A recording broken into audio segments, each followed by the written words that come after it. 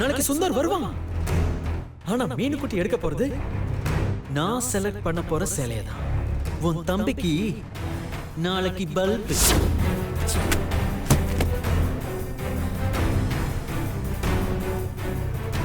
நான் சொல்லல நான் செலக்ட் பண்ற சேலையை தான் எடுப்பான்னு.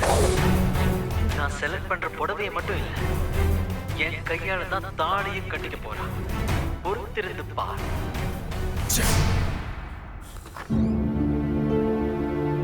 Excuse me sir.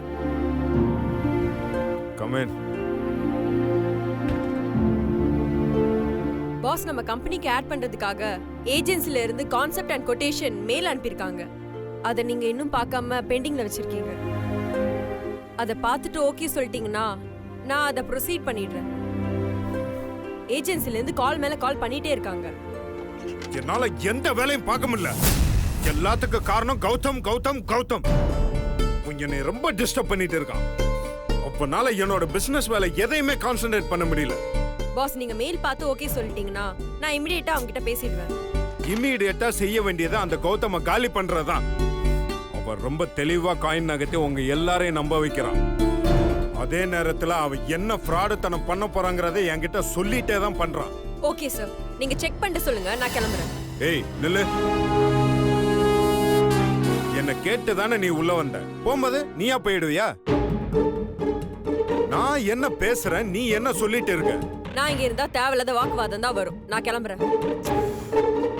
அந்த கௌதம் பத்தி நான் சொல்றதை ஏன் யாருமே நம்ப மாட்டேங்கிறீங்க? நீங்க டெய்லி 3 வேளை இட்லியே சாப்பிடுவீங்களா? ஏய் இப்ப எதுக்கு இட்லி சட்னின்னு புலம்பிட்டு இருக்க? காலைல சாப்பிடலையா? நான் கேட்டதுக்கு பதில் சொல்லுங்க, நான் சொல்றேன். சாப்பிட மாட்டேன். பார்த்த படத்தை திரும்ப திரும்ப பாப்பீங்களா? அதுவும் பிடிக்காத படத்தை? நான் என்ன உன்ன மாதிரி லூசு நினைச்சியா? அதே மாதிரி தான். ஒரே விஷயத்தை என்னால திரும்ப திரும்ப கேட்க முடியல. செம்ம கடுப்பாகுது. என்ன விட்டுடுங்க சாமி, நான் கிளம்புறேன். ஏய் அந்த கௌதம் ஃப்ராடுன்னு சொல்றேன். நான் சொல்றது ஏன் உங்க மரமண்டைக்கு ஏற மாட்டேங்குது? அத தவிர நீங்க வேற எதா வேணா சொல்லுங்க, கண்டிப்பா ஏறும். ஏன்னா நீங்க சொல்றதுல துளி கூட உண்மையும் இல்ல, லாஜிக்கும் இல்ல. உங்களெல்லாம் லாஜிக்கல். அந்த அளவுக்கு அவன் உங்ககிட்ட கேம் ஆடிட்டு இருக்கான்.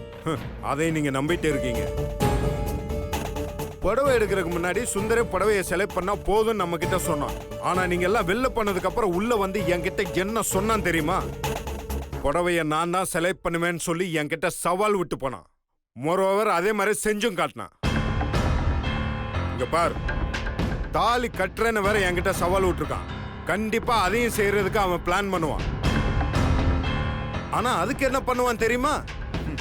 தாலி கட்டுறது கூட நீங்க எல்லாரும் அக்செப்ட் பண்ணிக்கிற மாதிரி அவன் ஒரு பிளான போடுவான். அதுக்கு உங்க எல்லாரையுமே சம்மதிக்கவும் வைப்பான். ஆனா உண்மைன்னு ஒண்ணு இருக்கு. அது தெரிய வரும்போது அந்த லாஸ் வேற யாருக்கும் இல்ல, உங்க அக்காக்கு மட்டும்தான். Stop it. எனஃப் சிவா, இதுக்கு மேல நீங்க பேசுனீங்க அவ்வளவுதான். ஆமா, உங்க கற்பனைக்கு அளவே இல்லையா? பைத்திய மாதிரி உங்க இஷ்டத்துக்கு எதோ பேசிட்டு இருக்கீங்க. நேத்து புடவை எடுக்கும்போது கௌதம் என்ன சொன்னாரு? சுந்தர் காட்டின புடவை தானே செலக்ட் பண்ண சொன்னாரு. என் தங்கச்சி துர்காக்கு மீனாட்சியும் சுந்தரும் லவ் பண்ற விஷயம் தெரிஞ்சிச்சுல்ல. அதனாலதான் சுந்தர் செலக்ட் பண்ண புடவை எடுக்க விடாம பண்ணி கௌதம் செலக்ட் பண்ண புடவை எடுக்க வச்சா. நீங்களும் அங்கதானே இருந்தீங்க. அதுதான் அவனோட பிளான். உங்களுக்கு இன்னொரு விஷயம் தெரியுமா? கௌதம் மீனாட்சியை கல்யாணம் பண்ணிக்க போறது இல்ல. அதே நேரத்துல மீனாட்சி சுந்தரும் லவ் பண்ற விஷயத்த கௌதம் அவங்க அம்மா அப்பா கிட்ட சொல்லிட்டாரு. ஏய் லூசு. கல்யாண மேடை வரைக்கும் தான் நான் மாப்பிள்ள, ஆனா தாலி கட்ட போறது சுந்தர் தான் அவர் சொல்லிட்டாரு. அதுல அவங்க குடும்பமே ரொம்ப அப்செட் ஆயிட்டாங்க. புடவை எடுக்க வரேன்னு சொன்னவங்க வர மாட்டேன்னு சொல்லி பெரிய பிரச்சனை பண்ணிட்டாங்க. அதுக்கப்புறம் அவங்கள சமாதானப்படுத்தி எந்த பிரச்சனையும் பண்ணாதீங்கன்னு சத்தியம் வாங்கிட்டு தான் அங்க வந்தாரு. நீங்க என்னன்னா அவரை பத்தி தப்பு தப்பா பேசிட்டு இருக்கீங்க. எல்லாம் பக்கா போய். இன்னைக்கு இல்லனாலும் என்னைக்காவது ஒரு நாள் உங்க எல்லாருக்குமே புரியும். அப்ப ஐயோ அப்பான கத்தனால் நடக்காது, ஐயோ அம்மான அலர்னால் நடக்காது. அப்படி ஒரு விஷயம் நடந்ததானே? திருடனுக்கு துணை போறதான் உனக்கு பிடிக்கும்னா போ. சரி, அப்ப நான் கிளம்பட்டுமா? போ, போய் தொலை. ஏய், அப்படியே சொல்றத கேக்குற மாதிரி கிளம்பிடுவாங்க.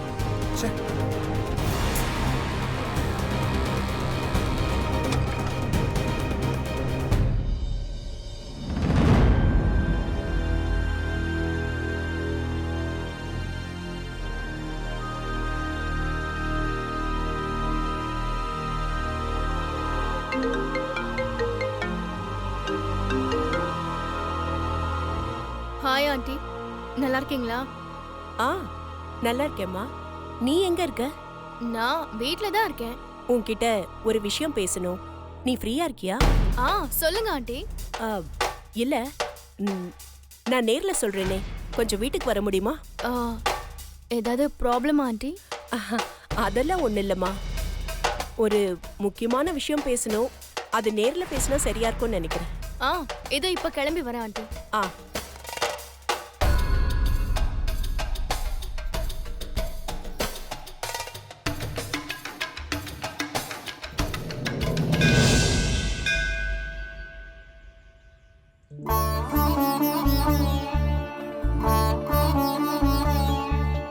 पुण्यमन्नामदेशे एकहारति कर्पूर नीराजनो दर्शयामि समस्त रक्षां धारयामि வாங்கம்மா. சாமி, இந்த புடவைய அம்மனுக்கு சாத்திருங்க. யார் பேருக்கு அர்ச்சனை பண்ணணும்? மீனாட்சி, தனுசு ராசி. சாமி, இன்னும் கொஞ்ச நாள்ல என் பொண்ணு கல்யாணம். போன தடவை இந்த கோயிலுக்கு வந்தப்போ என் பொண்ணுக்கு நல்ல வரன் அமைஞ்சதுன்னா அவளுக்கு முகூர்த்த புடவை எடுக்கிறப்போ புடவைய அம்மனுக்கு சாத்துறதா வேண்டியிருந்தேன். அதை செஞ்சுட்டு போலான்னு தான் வந்தேன் சாமி. ரொம்ப நல்ல விஷயமா. மீனாட்சி நாமதேயஸ்ய அவயோஹ குருமயோஹ அஷ்டோத்திர பூஜாம் ச அத்ய கரிஷ்யே. அம்மா தாயே, நான் வேண்டிக்கிட்ட மாதிரியே என் பொண்ணு முகூர்த்த சேலையோட உனக்கும் என் சக்திக்கு ஏத்த மாதிரி ஒரு புடவைய வாங்கிட்டு வந்து சாத்திட்டேன். இதை ஏத்துக்கிட்டு என் பொண்ணு கல்யாணத்தை நல்லபடியா கூட இருந்து எந்த தடங்களும் இல்லாம நடத்தி கொடுக்கணும் தாய். போற இடத்துலயும் அவ நல்லபடி வாழணும். இது இதோட முடிய போறதில்ல. என்னோட ஒவ்வொரு பொண்ணோட கல்யாணத்துக்கும் நான் இதே மாதிரி இங்க வந்து செய்யறேன். அவங்க கல்யாணத்தையும் நீதான் தாய் நல்லபடி நடத்தி கொடுக்கணும். शरण्येत्र्यम्बिके गौरी नारायणि नमोऽस्तुते त्र्यम्बकं यजामहे सुगन्धिं पुष्टिवर्धनं धनं धान्यं वसुं बहुपुत्रलाभं सहसंवत्सरो दीर्घमायुः. துர்கா, நீ போய் கோயிலை சுத்திட்டு வா. அம்மா நீயும் வாமா. சொல்றத கேளு. எனக்கு இன்னொரு நேர்த்திக்கடன் பாக்கி இருக்கு. நான் அதை முடிச்சிடுறேன். அதுக்குள்ள நீ போய் பிரகாரத்தை சுத்திட்டு வா. இல்ல, நானும் உன் கூடயே இருக்கேன். சொல்றத கேட்க மாட்டியா? போடா செல்லக்குட்டி, போ.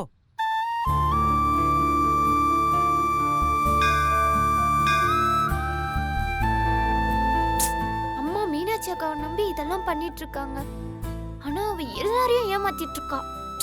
எல்லாம் தெரிஞ்ச என்னால ஒன்னும் பண்ண முடியல.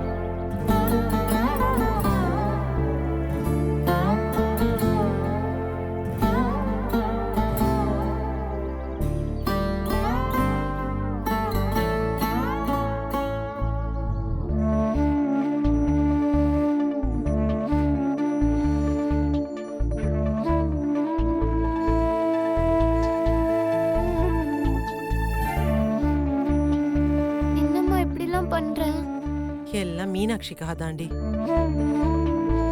எத்தனையோ மாப்பிள்ளைங்க வந்து பார்த்துட்டு போனாங்க, எதுவும் செட் ஆகல.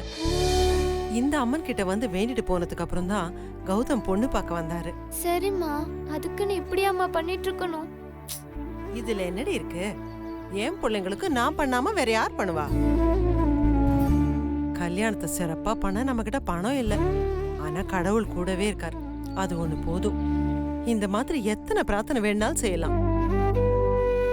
மீனாட்சிக்கு மட்டும் இல்ல, சக்தி, அனு, ஏன் உன் கல்யாணத்துக்கு கூட நான் இப்படிதான் செய்வேன். என் உடம்புல உயிர் இருக்கிற வரைக்கும் உங்களுக்காக நான் எதையும் செஞ்சுட்டே இருப்பேன். ஏய், என்னடி எப்பவும் இப்படி பெரிய மனுஷி மாதிரி எதையாவது நெஞ்சு ஃபீல் பண்ணிட்டே இருக்க? ஒண்ணும் இல்ல.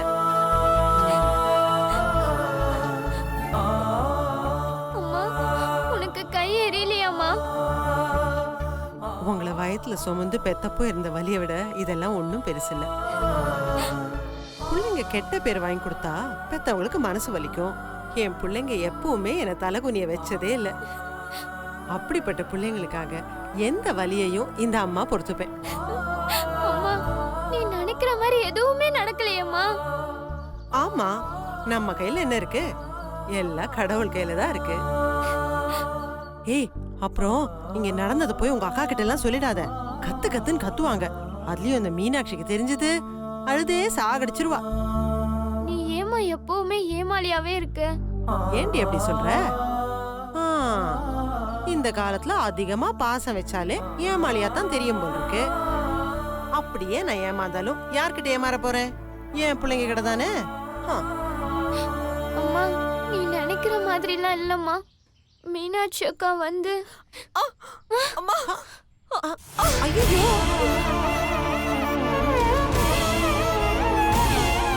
ஐயோ, என்னம்மா, என்ன ஆச்சு? துர்கா, நீ போய் தண்ணி கொண்டு வா. என்னம்மா, உங்க யாருக்கா தெரிஞ்சவங்களா? ஐயோ, என்னம்மா ஆச்சு? என்னம்மா? கணத்தோர அம்மா, குடுமா, இன்னும் கொஞ்சம் கொடு. எந்திரிங்க எந்திரிங்க. பார்த்து. எழுந்துருமா, எழுந்துரு. என்னம்மா, என்ன ஆச்சு? உடம்பு கிடம்பு சரியில்லையா? 4 நாளா ஜுரம்மா. சரி, ஏன் இப்படி மயக்கம் போட்டு விழுந்துட்ட? என்னால சரியா சாப்பிடவே முடியலம்மா. அப்படி இருக்கும்போது கோவிலுக்கு வரும்போது தனியா வரலாமா? யாரையாவது கூட கூட்டிட்டு வர வேண்டாம்? நல்ல பொண்ணுமா நீ. ஆமா, வீடு எங்க இருக்கு? எங்க வீடு ராம்நகர்மா. இவ்ளோ தூரம் தனியா வரலாமா? சரி வா, நான் உன்னை கொண்டு போய் வீட்டுல விட்டுட்டு போறேன். இல்லம்மா, நானே போய்க்கிறேம்மா. என்ன பொண்ணுமா நீ? சாதாரணமா இருந்தா பரவாயில்ல, மயக்கம் போட்டு விழுந்திருக்க. நீயும் என் பொண்ணு மாதிரி தான். வா, உன்னை வீட்டுல கொண்டு போய் விட்டுட்டு போறேன். எழுந்துரு.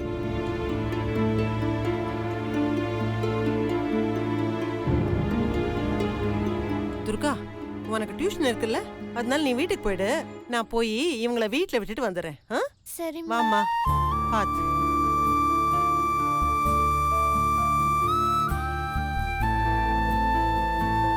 இதாம்மா என் வீடு. அம்மா, அம்மா, இது என் பொண்ணு பூஜா. ஆஹா, பூஜா, வீட்டுக்கு வர ஆண்டி கிட்ட என்ன சொல்லணும்னு சொல்லியிருக்கேன் மம்மி. வணக்கம் ஆண்டி, நீங்க எங்க வீட்டுக்கு வந்ததுக்கு ரொம்ப சந்தோஷம். அழகா பேசுறாளே. புள்ளைய நல்லா வளர்த்துருக்கீங்க. ஆண்டி உள்ள வாங்க ஆண்டி, காஃபி சாப்பிட்டு போலாம். இல்லம்மா, நான் போகணும். ஆண்டிக்கு லேட் ஆயிடுச்சு, இன்னொரு நாளைக்கு வரேன்.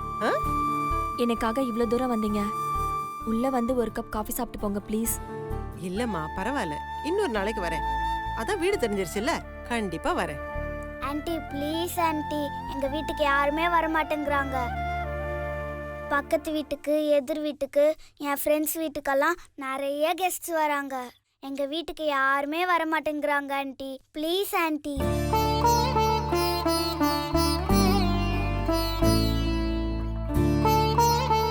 கவலைப்படாதடா செல்லம். ஆண்டி இனிமே உங்க வீட்டுக்கு அடிக்கடி வருவேன். பூஜா கூட விளையாடுவேன். சரியா? இப்போ உனக்காக வரேன். வா போலாம். ரொம்ப தேங்க்ஸ்மா. வாங்கம்மா. உட்காருங்கம்மா. பூஜா, நீ போய் ட்ரெஸ் மாத்திட்டு வா. அம்மா, ஒரு நிமிஷமா, இத வந்துடுறேன்.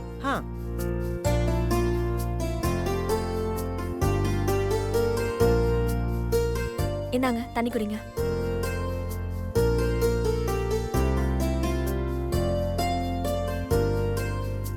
அம்மா ஒரு 2 நிமிஷம் இருங்க, காஃபி போட்டு எடுத்துட்டு வரேன். சரி.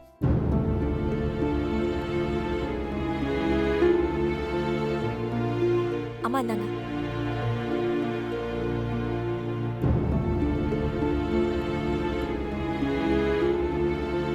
ஏம்மா உன் சொந்தக்காரங்க எல்லாம் வீட்டுக்கு வரதில்லைன்னு சொல்றா? நாங்க லவ் மேரேஜ் பண்ணிக்கிட்டோம். எங்களை எந்த வீட்லயும் சேர்த்துக்கல. அதனால தான் நாங்க 2 பேரும் தனியா வந்துட்டோம். குழந்தை இவ்ளோ வளர்ந்துட்டா இன்னுமா அவங்க கோவம் குறையல? பெத்தவங்களை எதிர்த்து கல்யாணம் பண்ற தைரியம் இருக்கிறவங்களுக்கு அவங்கள பிரிஞ்சு வாழற தைரியம் கிடையாது. குடும்பம் நடத்தும் போது தான் பெத்தவங்க அருமையே உங்களுக்கெல்லாம் புரியுது.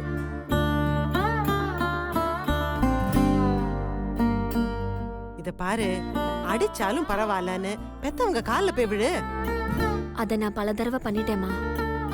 அவங்க என்னை ஏத்துக்கிற மாதிரியே தெரியல. அப்படின்னா இதுதான் உன் விதின்னு அனுபவிச்சுதான் ஆனும். வேற என்ன பண்றது?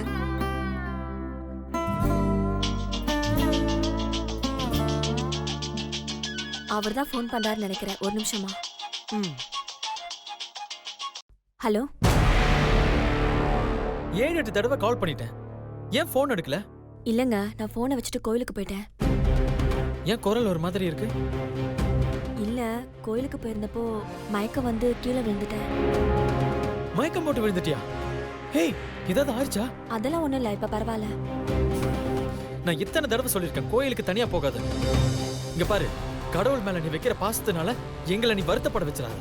ஐயோ, ஏங்க இப்படி எல்லாம் பேசுறீங்க? நான் கீழே விழுந்த உடனே ஒரு அம்மா எனக்கு ஹெல்ப் பண்ணி வீட்டுக்கு கூட்டிட்டு வந்து விட்டாங்க. அப்படியா? யாரு? அவங்க இருக்காங்களா? வீட்ல தான் இருக்காங்க. சரி, அவங்க கிட்ட ஒரு நிமிஷம் ஃபோன் கொடு. ஒரு நிமிஷம் இருங்க, கொடுக்குறேன். அம்மா, அவர் தான் ஃபோன்ல. அவர் உங்ககிட்ட பேசணும்னு சொல்றாரு. பேசுங்கம்மா. சரி. ஹலோ. ரொம்ப தேங்க்ஸ்மா. இதுல என்னப்பா இருக்கு? என் பொண்ணுக்கு ஒரு பிரச்சனைனா நான் உதவி செய்ய மாட்டேனா? அந்த மாதிரி தான். இருந்தாலும் பரவாயில்ல, ரொம்ப தேங்க்ஸ். இருக்கட்டும்பா. நான் பக்கத்துல தான் இருக்கேன். உடனே வீட்டுக்கு வந்தேன். அப்படியா? சரிப்பா, சரி.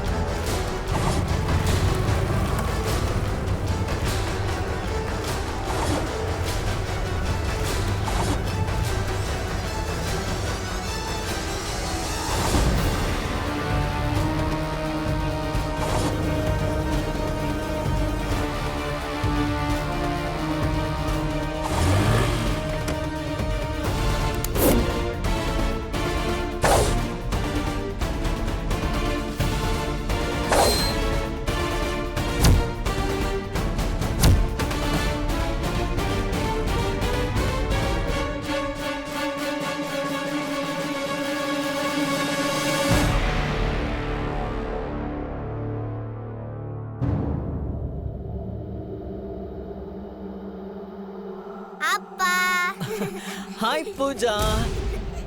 எப்போ வந்தீங்க ஸ்கூல்ல இருந்து? இப்பதான்ப்பா. இப்பதான் வந்தீங்களா? வாமா.